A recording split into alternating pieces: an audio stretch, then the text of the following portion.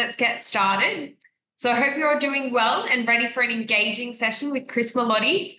I'm Kirsten from the BOA events team, and we're thrilled to have you all here.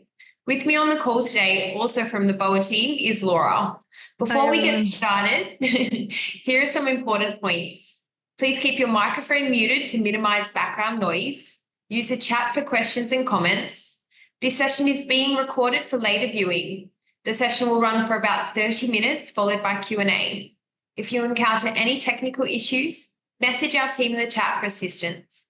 Oh, and if you've missed our alerts, we've just rolled out a new version of the app, version 2.0.0.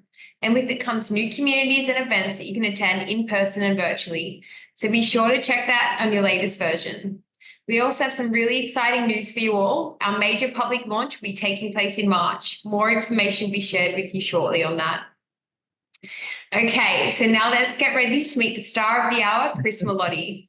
Chris isn't your typical brand marketer. He's an award-winning and industry-recognized business comms copywriter, marketing consultant, educator, and content strategist.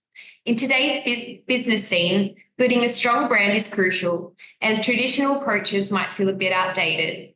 That's why Chris is here to share his wisdom on the 10 key elements to strengthen your brand in 2024. Brace yourself for some game-changing insights that will revolutionize your business approach. Let's give a warm welcome to Chris Melotti in the chat. Thanks for being with us today, and now over to you, Chris. Morning, everyone. Oh, I can see it. Hi, Lachlan. Hey, people I recognize. How are we all? I have a lot to get through in half an hour. So I'm going to throw right in. I want everyone to be super proactive in their notes. So what I mean by that is make sure that when we're going through the 10 steps that I'm going to go, the 10 boxes, that you're thinking about your brand and even like tick yes or no or why not. This will help you get the most out of this. All right, so we'll jump straight in. Can everyone see my screen okay? Wonderful. All right. So as the lovely ladies have mentioned, I'm Chris, active in Cub and BOA, and I love what I do. Yeah, blah, blah, blah, blah. More about what I'm doing for you today is making sure that we're asking these questions of yourselves. Okay. So be super proactive with this. My question to you is, are you proud of what your brand is saying to the people who matter most? Is the first question. Okay. You don't have to share it. There's no shaming here. The next thing is, who here wants to strengthen their brand in 2024? I'm hoping that that is everyone. And the last is, who knows that a stronger brand drives stronger demand? It's a no-brainer. It happens all of the time. And don't get overwhelmed with this slide, but this is just to prove it, is these are all recent stats from all different sources that show consistency, clarity, all of these elements of a brand have a direct measurable income and direct correlation with the way that your brand operates, performs, and impresses. Okay. So this is not just it's nice to have a good brand. Today, there's so much competition and you cannot afford to be vanilla. It's just the way it is today, right? And you should know it. In your industry, I'm sure you're seeing competitors doing big things, non-competitors doing big things that you're seeing. So all of this is important. And we're going to show you how to do this, right? So by the end of this presentation, the idea is to show you how to assess your brand, how to strengthen your brand, and the business benefits of building this. So what is a brand? Usually I would open it to conversation, but half an hour. So I'm going to jump straight in. So a brand is not a logo alone. All right. So that's often people make this confusion. A brand is the whole definition, articulation, visual expression, and representation of everything you stand for as a business, right? This is the challenge that marketers have today. We are no longer just a pretty department in a company anymore. The way that your sales team make calls, the way that your customer service team respond, all of that impacts your brand, okay? Think of all the brands that you know, even think about BOA, right? What do you think about BOA? Think about Cub, think about all these kind of brands, all of those touch points impact the representation and the impression and the positioning of what your brand has on your customers. The more effectively you control and build a consistent brand, the better it will become in your customers' minds. And that is where it leads to good effects. The only problem is this is what happens every day. Now, as a marketing consultant, I see these three elements happen every single day: complacency, Okay, it's so easy to do. I've done it, right? Because you get into the same saying, you know your brand, you get into it and you forget to make sure you're investing in your brand. So complacency happens, stagnancy, which I'll give you examples of. So it means like that you've just left it to its own devices. And the worst of all, obscurity. Obscurity happens a lot where you're unintentionally confusing your clients because you haven't done the research into what they actually want. Okay. And why? This is not a name and shame. This is not to feel bad. This is to help you, right? This is what happened. The reason why is because businesses, markets, and customers evolve under us. And we tend to take our branding for granted. It's just natural. I see it every single day, right? Businesses change their website and don't do it correctly. Don't change their website, right? They don't have a consistency. New staff come on board and they aren't trained to explain how their brand works and functions. So all of these can be the detriment and erode your brand's integrity and value. This is the biggest challenge as well. And I'm sure we all do this, is our businesses know everything about themselves and assume their customers do too. And that is not the case, okay? Take off your business hat for a second and put on your customer hat. When have you gone to a brand recently, like childcare or anything that you've done recently? When have you gone, I have no idea what this business is talking about? Because all they're doing is they're talking up in the clouds. They're representing themselves as something big, and the ideal customer goes, I don't get it. What happens is, as you can imagine, the customer gets complacent and overlooks you, or worse, goes to your competitor. So we've got to remember, we have to have an out-of-body experience almost with our own businesses so that we can remember who we're talking to here, okay? Who we're communicating with, who we're trying to impress. Because I guarantee that this happens a lot with every single business that is listening right now.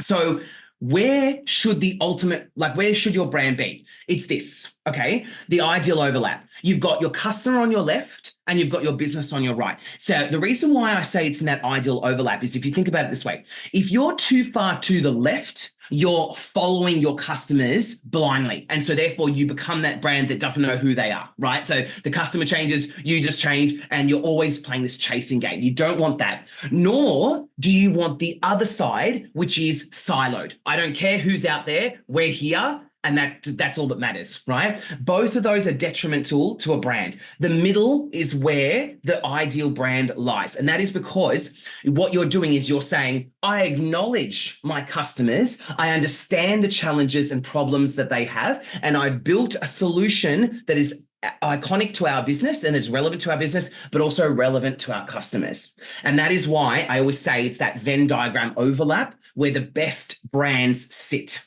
Okay, and I'll give you examples in a second, but that's just a visual representation of where your brand should be.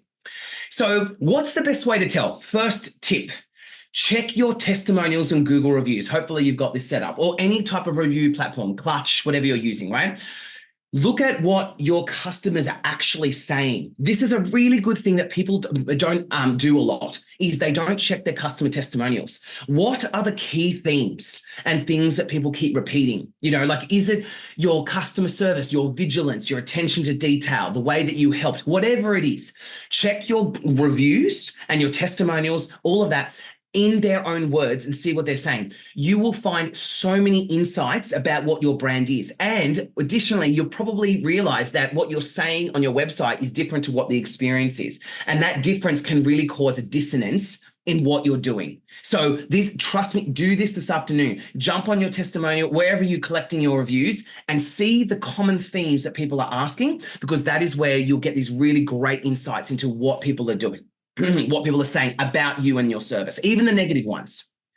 So this is an issue that we also see today, is your brand has a narrative, whether or not you're doing anything about it, right? Because think about your customers. They are interactive. They're doing all their daily customer things, and they are building a story of your brand in their mind. If you don't lead that conversation, you are leaving it up to them to interpret.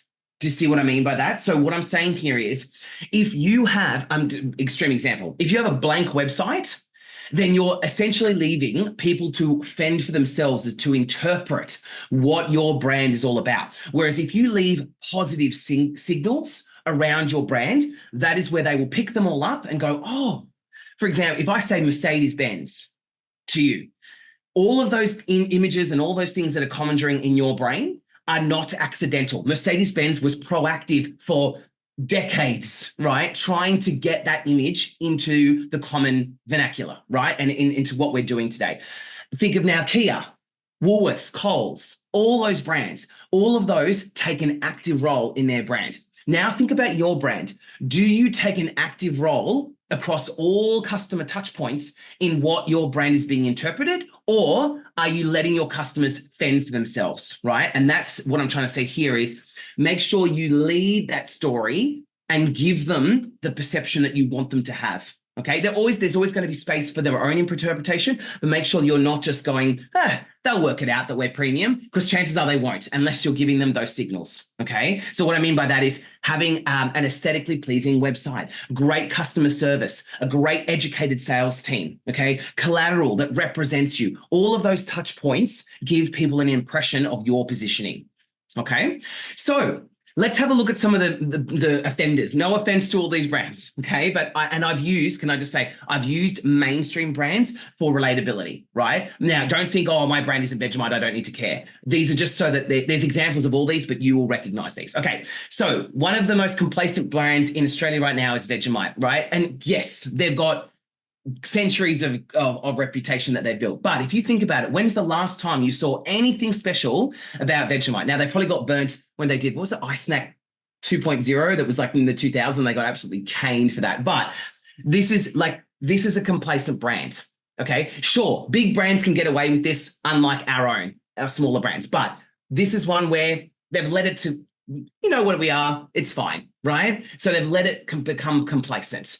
This one, well, when we don't need to say anything, this one was stagnant, right? They refused to adapt to the digital era and they got lost in the process. So they've stopped being proactive and they sit on the side now. Does everyone know they still exist? Right? They still exist. Most people go, oh, really? I thought they died. No, they're still around, but they're stagnant. Okay. Last but not least, this one's a big serial offender, right? Obscure. If everyone here, think about Maya, right? Remember when it was Grace Brothers? I'm showing my age now, but when it was Grace Brothers, it was everyone knew, oh, premium, David Jones-esque, right? Oh, I go there for the best brands. Has anyone gone to Maya recently and realized what do they actually stand for now? Right? What do they like? You kind of go in there and, oh, sorry, I'm just checking the chat to make sure there's no questions here. Interrupt me if you have questions. But yeah, Maya, right? You kind of go in there. No one is customer service. Like, I don't know, is it just me? You go in, you go, oh, there's some nice shoes. And you look around, no one, right? They've like run away, right? And then they're kind of like a DFO. They're kind of like, they've got the end of stock stuff. They've kind of got random bits of sizes. They're not premium. They don't know who they are anymore. They've become obscure to the Australian public, okay? This is the example I'm talking about that is so easy for us to do, okay? Because we all get into our bubbles. So this is what happens is these kind of brands, including our own risk, right, can become boring, bogus, and bashful, okay? And we don't want this to happen to us. And examples are larger multinational. So you might be thinking, well, larger multinational firms, they get away with this. They just sort of sit in neutral, but they can sometimes get away with this because they've invested billions over the years. But think about your brand. 99% of brands cannot afford to slip into those three categories. Okay, your brand can't. If you end up becoming obscure, bogus, people go, I think a competitor will do a better job, and you will lose. Okay, so don't risk slipping into this. Here's some more examples. Okay, think about Vodafone. Vodafone has now been cast as a boring brand because it's kind of a Telstra Optus alternative, but there's nothing compelling about it, right? If you think about it, when's the last time you saw an ad? I think they did a Royal ad a couple of years ago. It didn't really have an impact. They're not doing anything special, right? Telstra releases something and then Vodafone will go, me too. Okay, there's no real identity anymore. They've become boring. Next one, bogus. Now, I know this one's a harsh call, right? But Meta has been criticized recently because they said, oh, we're building the metaverse. We're amazing. We're changing everything. Oops, that didn't work. We're now AI. Oops. Okay, so what I mean by that is they've kind of like knee-jerked their way to a different era, and people now go, what is, like, does Meta stand for anything? It's kind of like they renamed themselves to be something that they were investing in that now has failed, and now they've still got that name. They're a metaverse company that's doing AI. Okay, so they've got a little bit this bogus positioning going on here. Last one is bashful. Now, you don't have to worry about being bashful so much unless you're, again, slipping into obscurity here. Aesop has this biggest problem. They're a premium Australian brand, but they are never seen, right? They've got a store, they kind of do a bit of socials, but they kind of leave it up to the environment to work, okay? And this, again, can you and your business afford to just sit there and go, I'm waiting for the phone to ring? Probably not in your space, okay? So don't be bashful. We want to be, what should brands do? This. If you're becoming into the boring one, we want to be in more adventurous. I'll explain that. I don't mean you have to go Rambo and all that, but you need to be more adventurous. I'll give you an example. Bogus, you need to improve your authenticity. For bashful, you need to be more active. And I have 3 examples here. The first one is my own. Okay, so I was worried about becoming boring in my space. So what we did was we launched a couple of seasonal advertising campaigns around this that did extremely well. So we did spring clean your brand's messages during spring. And we said, are you burned out from content marketing burnout? And it re-energized the demand for what we do. So think about your brand. What can you do with an angle or a position that's seasonal that can reinvigorate what you do? Okay, things like that can really help.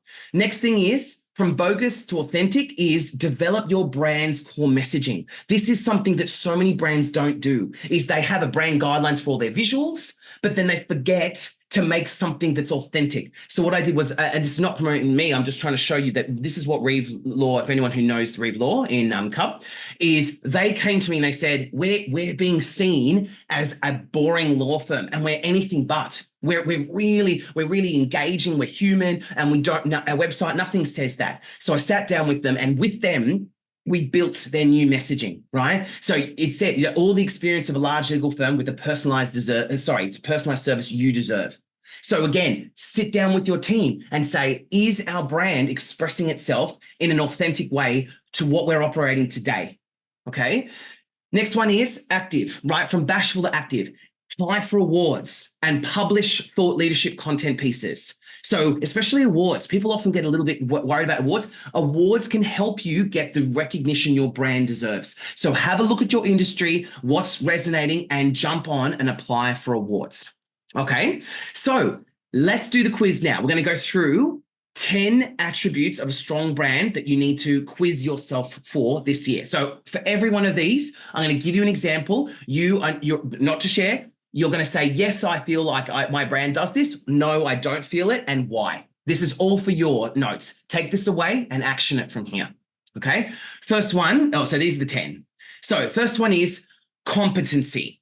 So does your brand have the people, the expertise, and the operations behind it to live up to what you are saying on your website, on what your sales team are doing, okay? Nothing erodes a brand more than when the alignment is out with what you are promoting yourself as to what you can actually deliver. It will destroy brands. So do you have the competency to live up to the brand that you want to be and that you're promoting right now, okay? Yes or no? I'll keep moving, but this is the first one. Do you feel like your brand is living up to the expectations you are setting for your audience? Next one, credibility. How effectively does what you do demonstrate your competence, right? So case studies, testimonials, your previous work. Does it align and is it being shown in the public? Okay, so if you're like BOA, for instance, if you are saying we are the premium networking, like a collective that brings together entrepreneurs, does all of the touch points show and demonstrate that credibility? I would say yes, because there's people actively participating, there's activity there, okay? Credibility, very important. Next one, creativity, right? How do you demonstrate your innovation? because this is again, the biggest problem is our competitors are encroaching on our space and we need to evolve. How committed is your brand to being creative? And I like the last word there, relevant, customer-centric relevancy. So how are you being creative to ensure you are still in the limelight of your ideal customers? Number 4, clarity. I mean, Bunnings is a clear example. How clear are your communications, right? So when you're saying what you're saying, is it always consistent? Like, do you always have, everyone know, like Bunnings, right? It's lowest prices are just the beginning. Everyone knows it. They live and breathe that tagline, right? Every time you go to the store, you know what to expect. They are never crazy, bogus. They are never inauthentic. You always know what Bunnings is there for and what you're doing there. Or maybe not, but that you always are there for the same reason and you know what to expect. Okay, McDonald's is the same, clarity. Consistency. This is another essential. Remember, make sure you're ticking yes or no and why and why not. Consistency. In everything you do you ensure that you are consistent in the way you're doing it? Look at Coca-Cola. It doesn't matter how they present themselves. It's always the same. There's always the Coca-Cola ribbon. It's always about fun. They never say, we're a beverage, a sparkling beverage that's cola flavored. They never say that, okay, ever. They always say, whenever there's a fun time, there's a Coca-Cola bottle there, right? So it doesn't matter, 80s, 90s, noughties, 10s, 20s, they're always the same message. And so therefore it is imprinted in our brain.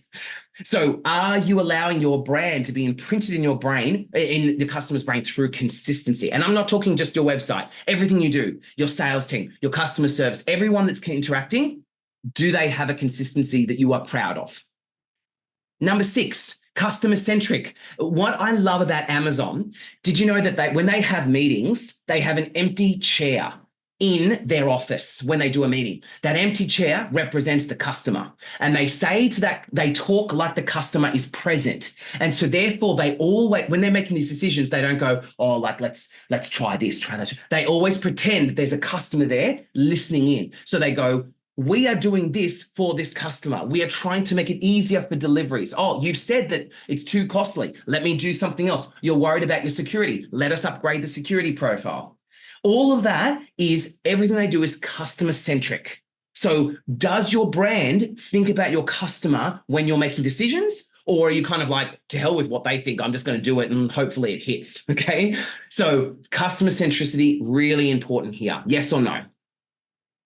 Number 7, connectivity, right? So this is where you encourage brand loyalty by reaching out and making things user-friendly. For instance, like the CommBank app, and they recently released that yellow and all of that. How are you making it convenient for your customers to interact with you? For instance, something simple as your website. Is it impossible to find a phone number, or is it impossible to reach you? Do they have to go through 17 layers to actually contact you? Does that frustrate people? Okay, what is it that you are connecting with your customers to improve brand loyalty? I guarantee if you do this well, they will tell everyone. They do. People can't help themselves, okay? Again, I'm like, sorry to throw BOA in, but like BOA's app, right? Regular updates, very accessible. Like they're constantly, sure, they're a new business, right? But they are constantly looking at UX and going, what else can we do? How can we make this more connective to get more people together? Connectivity, yes or no? Next one, community. Now, this one copped a beating. I had this one in there and I was like, Australia Day controversy, right? Which is exactly the reason why they're here. Let's not, like, I had them for community, but they've kind of done a little bit of damage with the Australia Day thing, right? It doesn't matter what side you're on that one. But other than the Australia Day thing, they are very community-based, like for everyone in New South Wales. They are very focused on providing young education, like to the younger generation at the Royal Easter Show in New South Wales, right? They have a lot of farm-based education activities. They are, I know, despite what everyone has a reputation on, but they actually have a lot of initiatives and things around farmers, the production line, and all of that sort of thing for Woolworths. Now, they probably should promote it more because they've copped a little bit of flack, but they do a lot in the community. So does your business do anything in the community? Now, I'm not saying you have to rush out and support a charity or anything like that, but where you're trying to, like, I'm sure that every brand and business here listening and watching, they do something, you do something with the community. Do you promote that? Right? I'm not saying you have to wave, a flag and say, "Oh, we're amazing," but do you actively say, "We give back to, we are proud participants of, we are supportive of"? This is really good for community. Yes or no? Number 9, last 2, consolidated. Right? Nike is under no pretense, they are always, their brand is always consolidated, right? They're unified. So even their shoes always have the tick. Everything they do from their website, everything, it is Nike. So if everything you do you have the latest brand logo that's always consistent? Are you using the same colors? Even someone asked me to do a strategy session with them on LinkedIn, and they said, "Chris, my LinkedIn, I post a lot of videos and I think they're really engaging, but no one remembers me. No one seems to remember who I am." And I said, "Get yourself one of these walls." Okay. And I said, and this is what I said to him, when I post, I always have the orange background. So as a result, even if people skip by my video, they go, "Oh, that's Chris again. There's the orange guy." Okay. So, and he did that, he implemented that, and his views shot up. It was like something like 270% of more engagement. And it was just a simple change of consistency and consolidation with his brand, so that it doesn't matter what he was speaking about, people scroll by and went, "Oh, that's his color. Oh, that's that guy." Okay. That is what we're dealing with today in today's environment. Last but not least, number 10, championship. What is your vision, and are you making this clear in all of your branding? Okay, so championship, Lululemon, they stand for better health and all of that. Now, you don't need to go noble or anything like that. But what I'm saying is, what is your vision, and do you show that? Okay, so at Melotti Media, we have a vision that we're advancing marketing practice. So everything we do champions that. So everything my team does, me presenting today, everything, we touch base on our vision, and we share that with the team every single month, remind people of our vision, and then we show that in the external environment through everything we do. So what does your brand champion that you are proud of? Okay. So how am I going for time, Laura? I've got about 10 more minutes. Is that right? Just want to check. Yep. Okay. I'm always done. And then I'll open. So this is not to share. This is not a name and shame. This is for your benefit. You don't get any benefit from lying to yourself. What was your score out of 10? Okay. If you had all yeses, wonderful. If not, any no's, you need to work on this year. And I'll show you how to do that in a second, in the last few minutes. But remember those 10, and I'll quickly go back just to the list. Okay. Sorry, where did it go? Sorry, wrong way. So the 10 that we're looking for are these. So really, no worries, Greg. No worries, Matt. So these are the 10 you need to tick this year. Make sure we're ticking all of these. This will help you be successful in 2024, okay? And beyond. So the last thing is the how. How do we improve those 10 attributes? So the first thing is this: define your brand strategy. And I don't mean that as a buzzword. What I mean is, go to your team, sit down with your leaders, whoever is relevant in this situation, and say, who is my brand? What is my brand? Why is my brand? How? All of those questions, the simple overarching, the better that you define it. I'm talking a one-page document. That's exactly how we do at Melotti Media, is we just sit there and we say, what do we want to be seen as, brand as, our voice, our tribe, all of these kind of things, right? If we have time, I'll show you it later on what we actually do. But define your brand strategy, really important, okay? Everything should be intentional so that when it washes over the customers, they get the right impression. Next, create a memorable visual identity. So remember, it's not just the words, it's the colors, the design, okay? Everything you do, look at the boa colors, right? Very distinct blue. What does your brand do that's consistent around the measurable visual identity? And this is everything, right? Like, what kind of images do we use? I remember I worked with a medical brand, and they came to us and they said, a lot of our images aren't resonating with our audience. We didn't actually change the images, we changed the filter on the image to make it more warm. So they, instead of this blue hue of it was made the doctor look very cold, they made it warm. Okay. Those slight changes created a memorable visual identity that was aligned with their brand. So make sure that you are considering the visuals, CX, UX, all of those kind of things. Visuals are the first impression that your brand makes. Make sure you nail that. Next is craft a unique value proposition. As a marketing consultant, this is what I see a lack of every single day is brands and businesses are forgetting what makes them unique, how they show it, and why it's important. Can everyone in this room, you don't have to say anything, but does everyone in this room can say, this is what makes me unique? I did a strategy session yesterday and I asked the client, what makes you unique, guys? And they couldn't even say it. They were like, they couldn't get it together. And I was like, if you can't articulate it and you can't express it, how do you think your customers will do?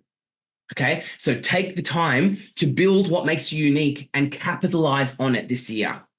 Okay, next one is after you've done all of that, articulate a consistent brand message. Put together a document that has all of your brand attributes in it, like a brand guidelines. This is not a piece of admin. This is something that you can use to make sure that everything is consistent. If you want to be seen and heard and cut through, you need that consistency with your messaging and your visuals. Okay. And I know it goes without saying, but this is so incredibly important. Everyone's going, duh, Chris. I have a policy in my team that I say any inquiry in work hours must be answered in the first 30 minutes. The amount of projects we win for that fact alone, because we were the first to answer, is incredible. If you're taking more than 30 minutes, the stats show that you are losing and losing and losing very, very quickly, right? If you're taking 48 hours, it's too low, too slow.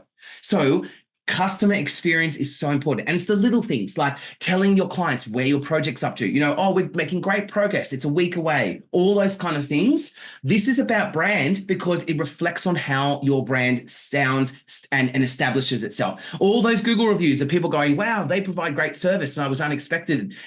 That is part of your brand. So make sure you have policies in there about exceptional customer experience, bar none.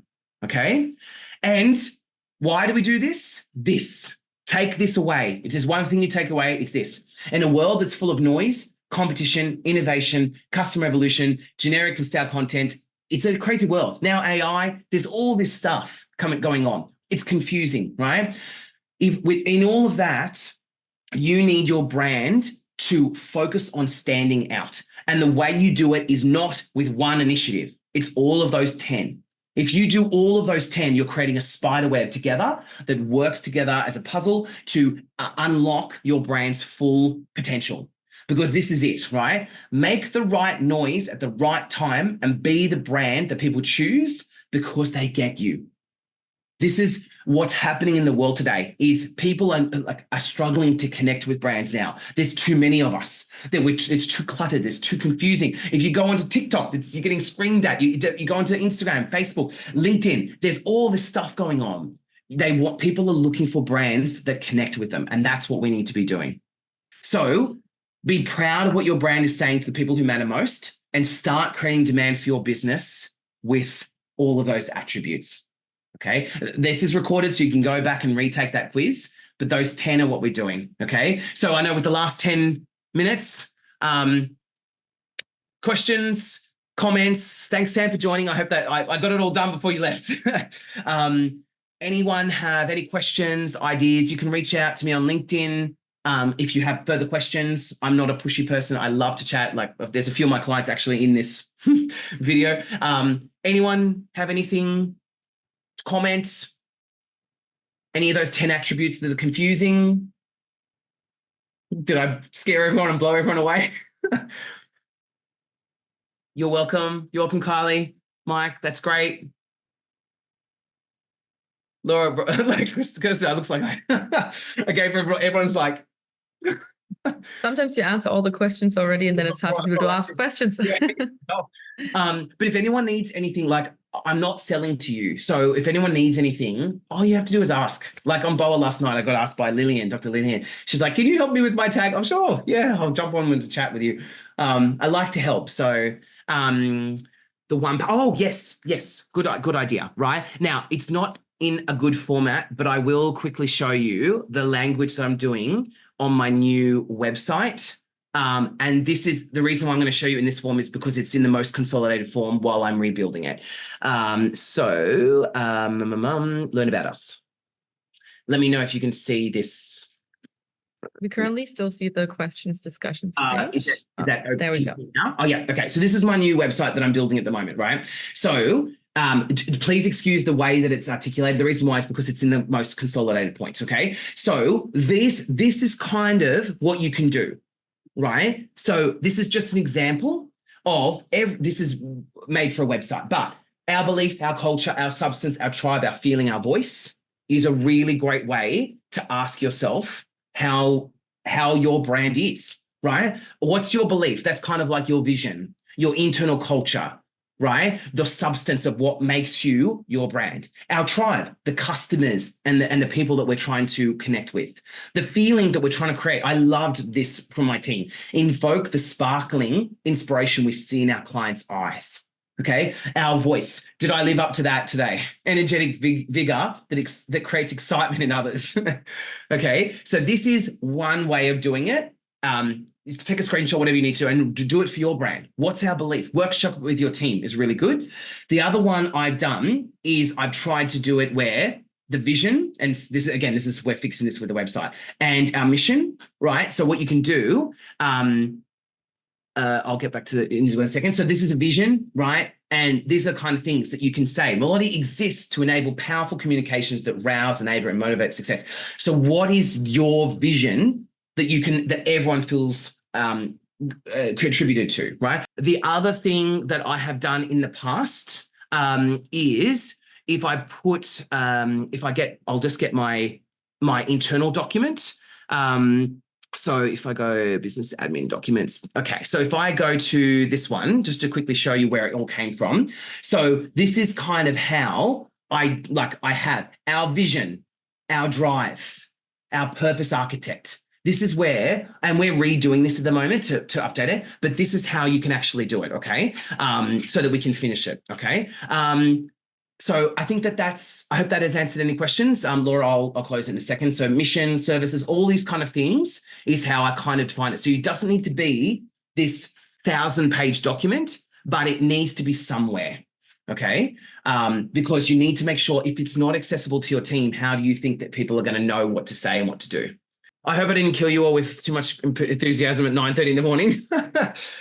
But please reach out on BOA. I'd love to connect.